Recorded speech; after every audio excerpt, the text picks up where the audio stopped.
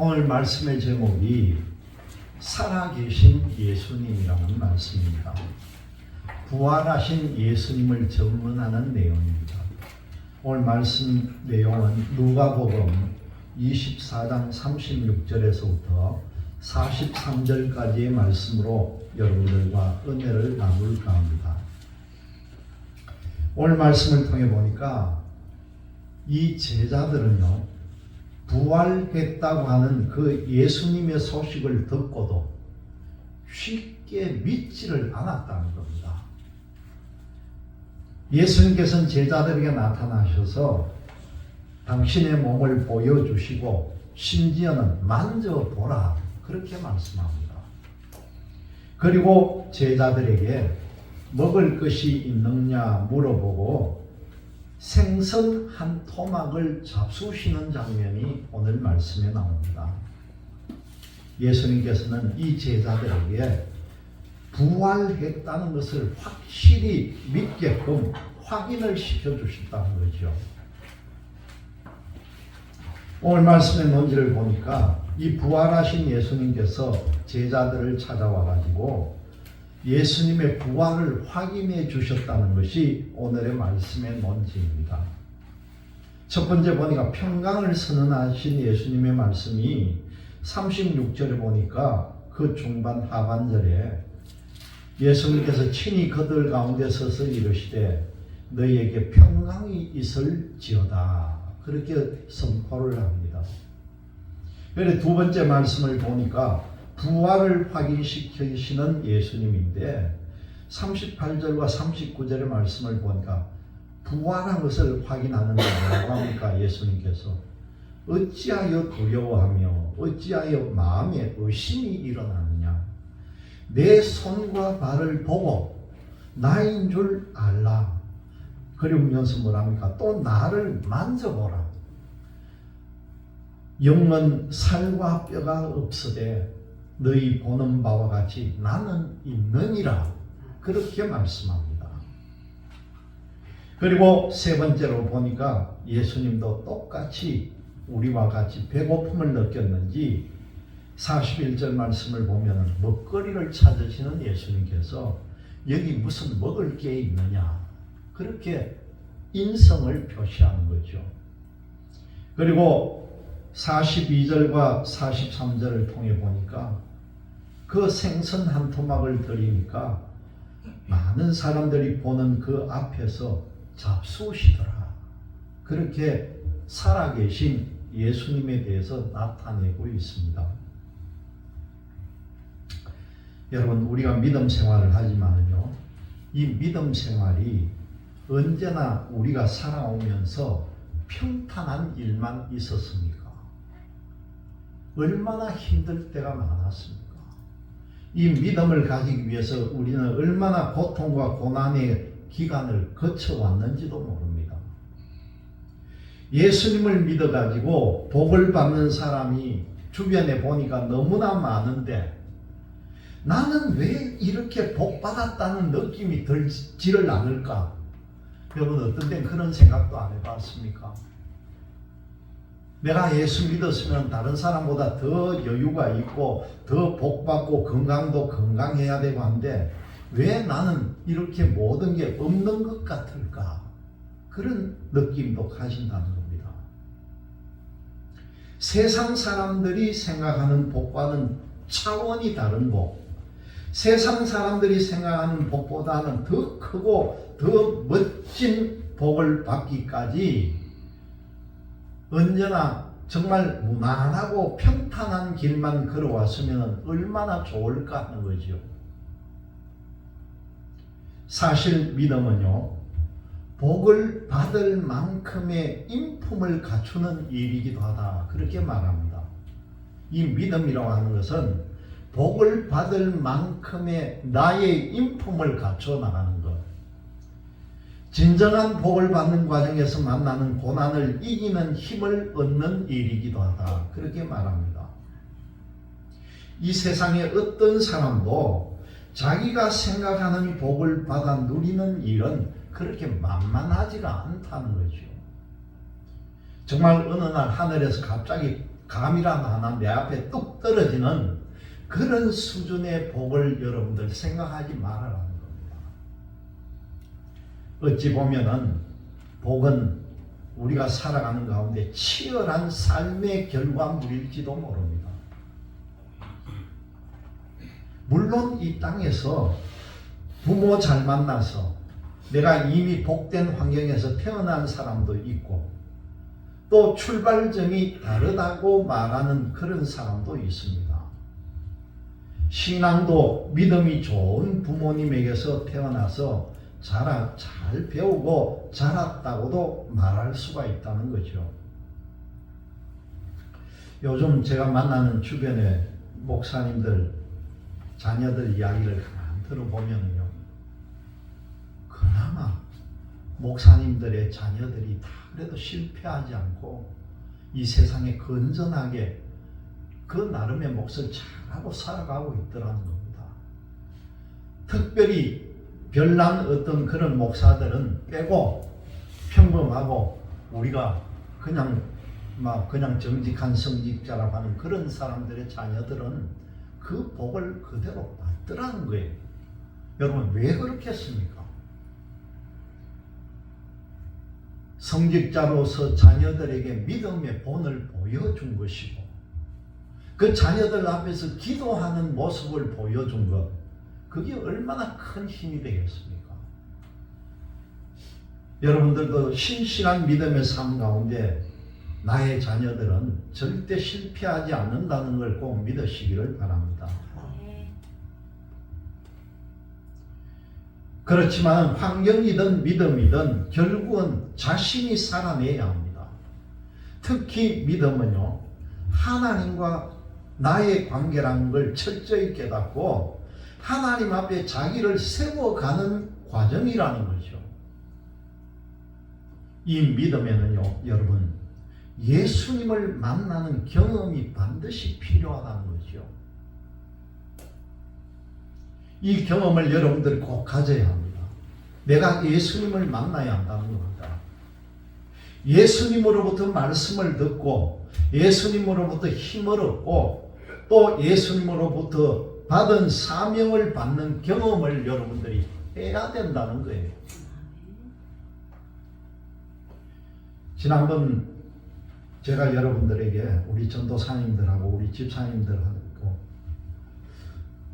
이제 사람 나이가 17년을 우리가 더 산다 생각을 하고 지금 현재 나이에서 17년을 빼라 했는데 어젠가 또 어디 갑자기 보니까 좀 유명한 사람이 하는 말이 100세 시대를 사는 우리는 자기 나이에서 20%를 지금 빼라 그런 이야기입니다.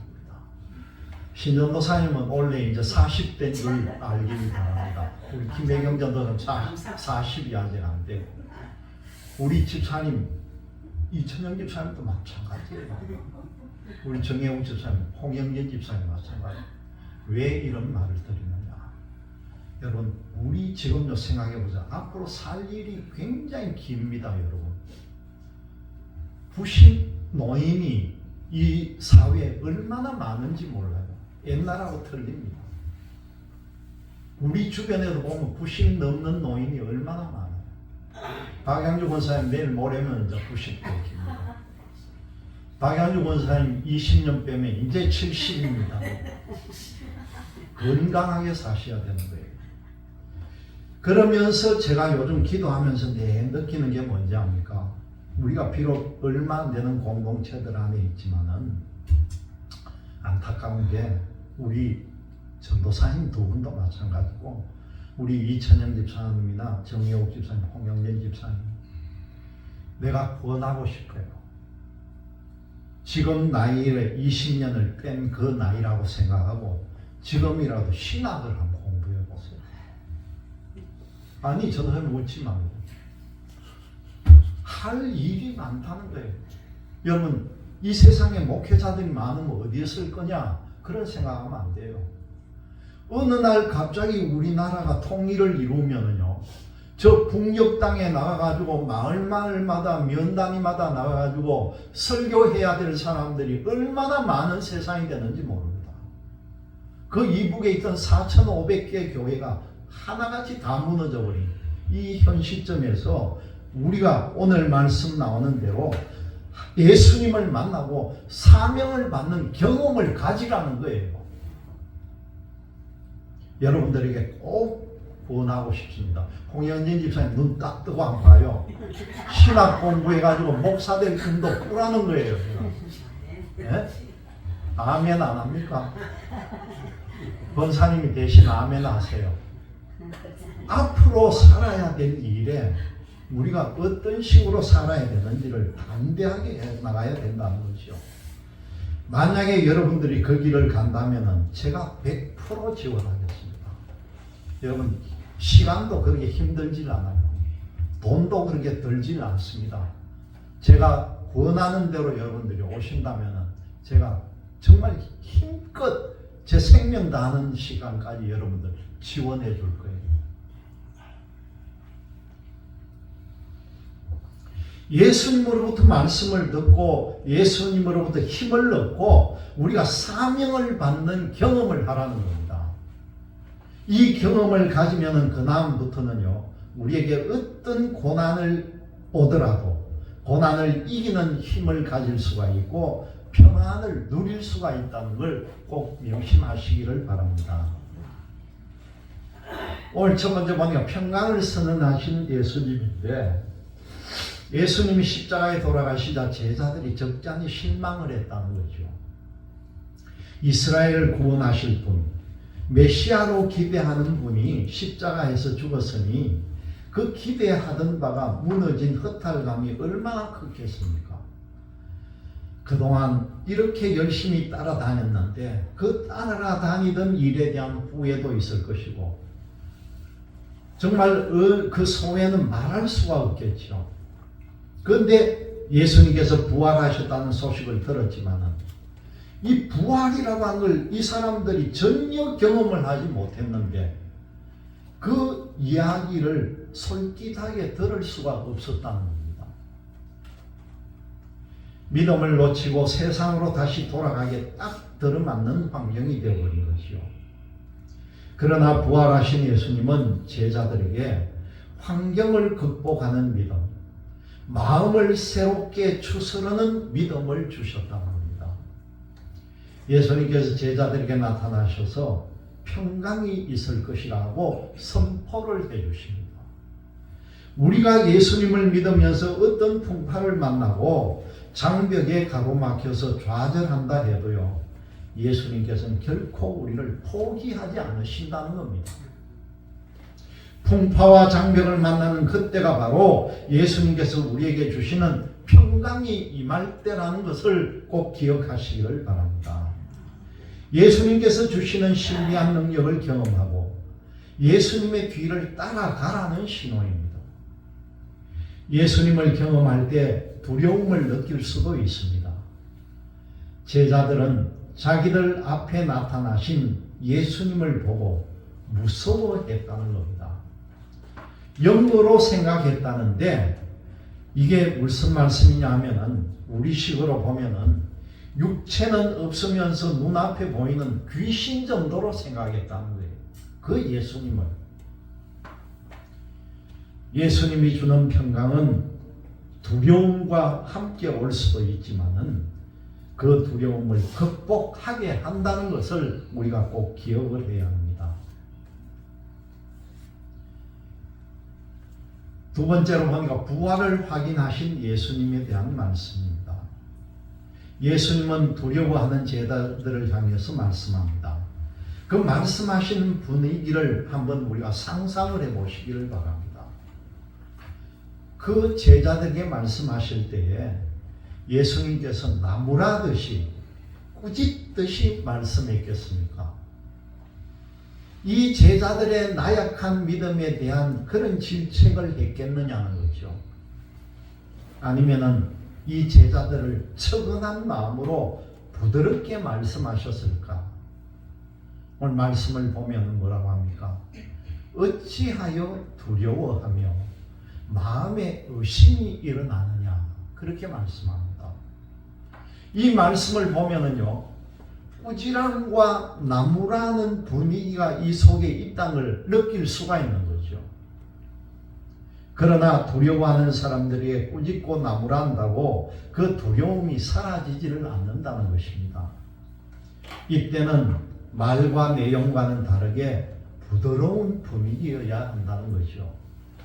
온화하고 부드러운 목소리로, 그리고 다정한 눈빛과 함께 조용하고 나지막하게 말하지만은 그 제자들이 가지고 있는 실수를 정확하게 짚어줘야 한다는 겁니다. 우리 예수님이 그렇게 하셨을 것입니다. 그리고 예수님은 당신의 손과 발을 제자들에게 보이시면서 뭐라고 합니까? 오늘 말씀을 통해 보니까 내 손과 발을 보라. 나를 만져보라. 영은 살과 뼈가 없지만은 너희가 보는 것처럼 나에게는 있다. 그렇게 말씀합니다. 나에게 이 살과 이 모든 것들이 다 육체가 있다는 걸 보여주신다는 거죠. 부활하신 예수님을 영으로 착각하는 제자들에게 예수님께서는 이들의 착각을 일깨워 준다는 겁니다. 이 착각을 일깨울 때는요, 아주 정확한 증거를 보여줘야 합니다. 예수님은 부활하신 당신의 몸을 제자들에게 보이셨습니다. 손과 발을 보이시고 만져보라고까지 하셨습니다. 우리가 비록 신앙생활 중에 착각할 수 있겠지만 예수님은 정확한 증거를 보이시고 그 착각을 일깨우시고 우리를 올바른 믿음으로 이끄신다는 것을 꼭 명심하시기를 바랍니다. 세 번째 보니까 이제 먹거리를 찾으시는 예수님에 대한 말씀입니다. 예수님이 제자들에게 당신의 손과 발을 보이시는데 이 제자들의 반응이 어떠했습니까? 아마 의안이 번번하다, 그런 표현이 맞을 겁니다. 이게 진짜인가 아닌가, 믿어야 하나 말아야 하나, 이런 표현이 제자들에게서 나왔을 것입니다.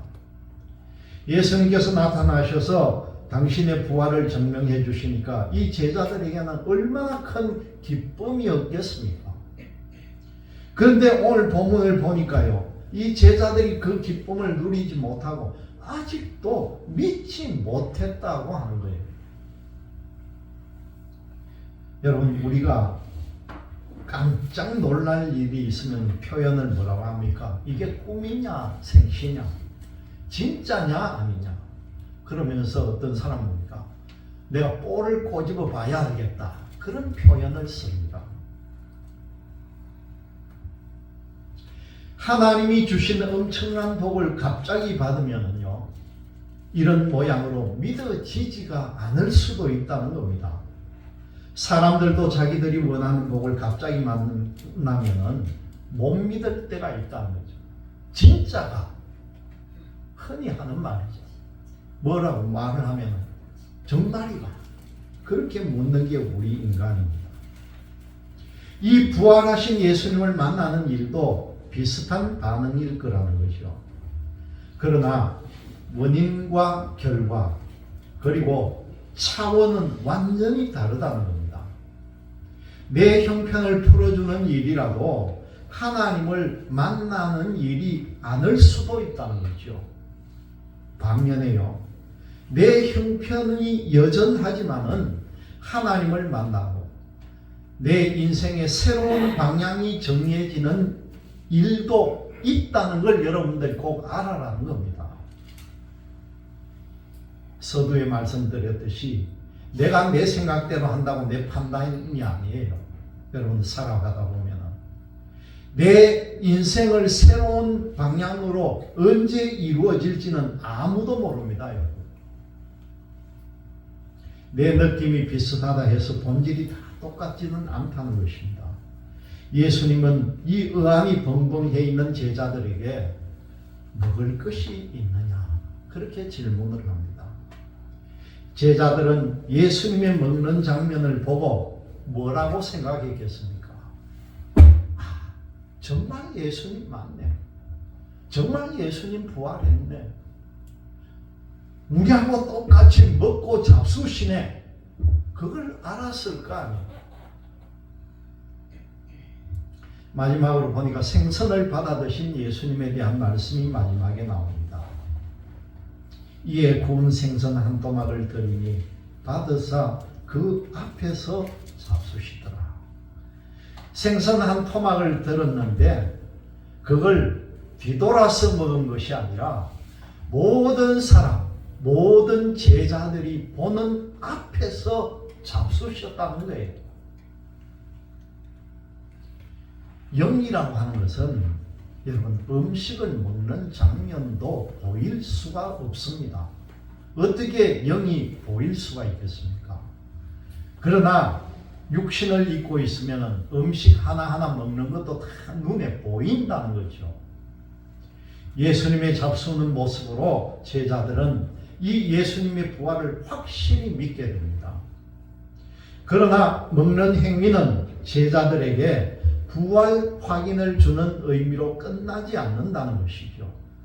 함께 먹는 것은 친밀한 교제와 가르침의 의미도 갖고 있다는 겁니다. 먹을 것을 찾으신 예수님에게 제자들이 구운 생선 한 토막을 드렸습니다. 예수님께서 생선을 받으시고 잡수셨다는 거죠. 예수님은 생선을 드림으로 당신의 부활을 제자들 앞에서 증명을 해 주셨습니다. 그리고 제자들과 더불어 교제하시는 모습을 보여줍니다. 아마도 식사를 하시면서 예수님은 제자들에게 오늘 이 말씀보다도 더 많은 당부를 했을지도 모릅니다. 그 내용이 어디 있느냐 하면요, 이 뒤에 우리가 읽지는 않았지만은 44절부터 50절 사이에 보면은 예수님께서 당부하는 그 대목이 나옵니다. 여러분 44절부터 50절 우리가 49절까지만 우리가 같이 한번 읽어봅니다. 또 이르시되 내가 너희와 함께 있을 때에 너희에게 말한 바 곧 모세의 율법과 선지자의 글과 시편에서 나를 가리켜 기록된 모든 것이 이루어져야 하리라 한 말이 이것이라 하고 이에 그들의 마음을 열어 성경을 깨닫게 하시고 또 이르시되 이같이 그리스도가 고난을 받고 제3일에 죽은 자 가운데서 살아날 것과 또 그의 이름으로 죄사함을 받게 하여 회개가 예루살렘에서 시작하여 모든 족속에게 전파될 것이 기록되었으니 너희는 이 모든 일의 증인이라. 볼지어다 내가 내 아버지께서 약속하신 것을 너희에게 보내리니 너희는 위로부터 능력으로 입혀질 때까지 이 성에 머물라 하시니라. 아멘. 여러분 얼마나 상세하게 예수님께서 보여주고 가르치십니까? 성경을 깨닫게 하시고 제자들이 감당할 사명이 뭐라는 것을 알게 하시고 너희들이 수행해야 될 사명은 어떤 것이라는 걸 보여주고 예수님께서 축복하는 이 내용, 마지막 우리가 읽은 부분은 성령을 너희에게 보내주겠다는 그 말 아닙니까, 여러분? 이 모든 걸 알게 하시고 깨닫게 하셨다는 겁니다. 이처럼 당부를 하고 축복하려면은 예수님께서 아마 모든 분위기를 잘 잡아야 됐을 겁니다. 함께 먹고 마시는 행위가 얼마나 중요한가도 우리에게 보여주는 내용이죠. 우리나라 사람들은 뭔가 먹으면서 당부하면은 듣는 사람 쪽에서 체한다 그런 말도 합니다. 체한다 무슨 그런 말을 하느냐고. 그저 친해지는 것이고 친해지면은 비즈니스가 된다며 사업 차원에서 먹고 마시기도 합니다. 여러분 그러나 이 예수님의 제자들은요 하나님 나라 확장을 위한 그 마음의 다짐을 먹는 자리에서 서로가 교제하며 서로 음식을 나누었다는 사실입니다. 여러분 우리도 먹든지 마시든지 하나님의 영광을 위해서 살아가는 여러분들이 다 되시기를 주님의 이름으로 기원드립니다.